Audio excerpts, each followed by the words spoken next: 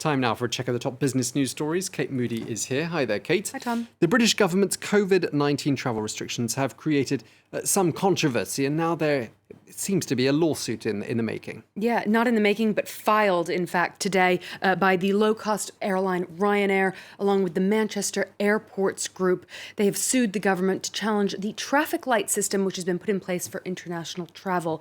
Now, the court papers argue that the government should explain clearly how it makes decisions on categorizing countries. A recent reclassification of Portugal from green to amber sparked anger among tourists and travel companies. Ryanair's boss, Michael O'Leary, has described the system as complete shambles. Other airlines are expected to join the legal action as well. Britain's Department for Transport, meanwhile, has today said that it's considering relaxing quarantine rules for citizens returning from abroad if they've been fully vaccinated. Any change could, though, come too late for the travel industry's summer season. Well, Egypt's tourism industry is preparing to welcome back visitors. The drop in arrivals over the past year has inspired some local businesses to start making their own souvenirs, replacing foreign imports. Shanimil Jamin has more. Local Cairo artisan Eid Yusri used to have a bustling workshop selling souvenirs in the shadow of the Great Pyramids. But he's lost 70% of his business in the past year. It is very quiet these days compared to the past. I used to have 15 workers in my workshop. I was producing statues in all sizes, but after tourism declined, I turned to molding small and simple souvenirs. Now I have 5 workers focusing only on making small and medium-sized gifts. Like Eid, hundreds of small business owners have been choked by the virus, and Egypt has felt the effects more than most. Prior to the pandemic, tourism made up 12% of the country's GDP, with sector revenues reaching $13 billion in 2019. That figure collapsed to $4 billion in 2020 as just a quarter of regular visitors arrived. But tourists are beginning to fly in again, meaning a return in demand for souvenirs and fresh business opportunities. Some, like this new factory, have sought to capitalize on the post-pandemic era. Helped along by government's $5 million local investment scheme, they're seeking to create local alternatives to cheap foreign imported trinkets. I go on see bazaars, but they never surprise me. Things looks not precisely made.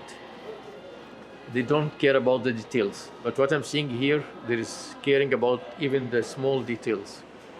Experts, however, still warn that flooding the souvenir market could risk crowding out local craftsmen unable to produce in such high volumes.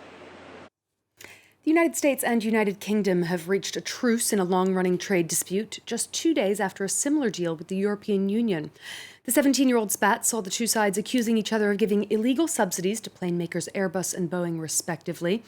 Trade negotiators agreed to pause punitive tariffs for 5 years, a move welcomed by the Scotch whisky industry, among others that had faced tariffs. As a former EU member, the UK had to negotiate with the US separately. The deal clears the way for transatlantic post-Brexit trade talks. Well, the European Union has approved Greece's spending plans, bringing it one step closer to receiving some 30 billion euros from the bloc's 750 billion euro coronavirus recovery fund. On Wednesday, Portugal and Spain became the first member states to receive the green light. European Commission President Ursula von der Leyen is traveling to most of the 23 member states which have submitted funding requests. She'll be endorsing plans that meet EU requirements, including a percentage earmarked for digital and green investment. The plan was designed here in Greece, and it will spur a growth that will be led by the Greek people, and it will be owned by the Greek people. And there's no doubt that it will deeply transform Greece's economy, which will embrace the twin green and digital transition. The number of Americans applying for jobless benefits rose last week, reversing a 7-week downward trend. 412,000 new claims were filed. That's 37,000 higher than the previous week. Analysts said the shift was likely due to seasonal volatility and some changes in state systems. But if those numbers continue to rise, it could be a worrying trend for the U.S. labor market. Overall, just under 15 million people were claiming some kind of unemployment benefits, a drop of about 500,000. But some states have been phasing out the federal government's emergency pandemic benefits, and economists again say that the medium-term statistics will be significant. The UK's Financial Conduct Authority has issued yet another warning to investors looking to put their money in digital or cryptocurrencies. A newly published survey showed that 2.3 million British adults hold crypto assets. Just over a third of them consider such investments as a gamble. That's down from 47% last year. And 14% of them say that they have taken out loans to invest in crypto markets. One analyst described that last statistic as particularly terrifying. UK regulators have again repeated their warnings that investors in the volatile crypto markets should be prepared to lose all of their money. While many regulators and analysts still see cryptocurrencies as an investment, El Salvador is trying to implement it as legal tender. It was the first country in the world to approve Bitcoin for daily use, but the World Bank has now refused to help them implement it.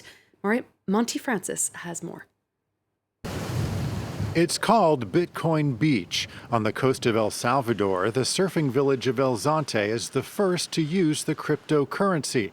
A new national law legalizes Bitcoin as legal tender, and the government is hoping to roll it out to the entire country.